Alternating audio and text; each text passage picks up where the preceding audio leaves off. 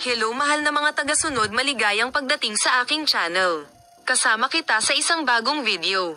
Ang Tuba Buick Austin at Engine Accurate Front ay nakaranas ng mga bagong pag-unlad. Sabihin si Engine Al, ang kanyang sitwasyon sa bilangguan ay nagiging mas seryoso at isang bagay ng pag-usisa.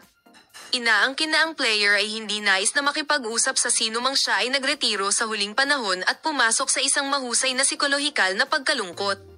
Habang inaasahan ng mga high horse na palayain sa lalong madaling panahon, ang balita na ito mula sa bilangguan ay naging isang nakabagbag damdamin.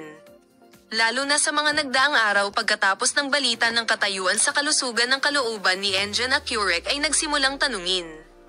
Ang kanyang mga abogado at ang kanyang agarang paligid ay nagtaltalan na ang proseso ng sikat na aktor ay nagsusuot sa kanya araw-araw.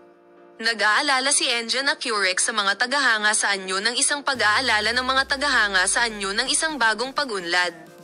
Matapos ang mga paratang na ito, na nagpukaw ng malaking epekto sa mundo ng magazine, ang ilang mga detalye tungkol sa mga araw ni Engine Accurate sa bilangguan ay nagsimulang lumitaw.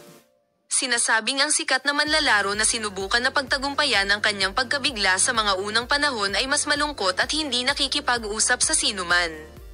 Ayon sa impormasyong natanggap mula sa mga mapagkukunan ng bilangguan, ang koneksyon ni Engine Accurate sa labas ng mundo ay tila ganap na naputol.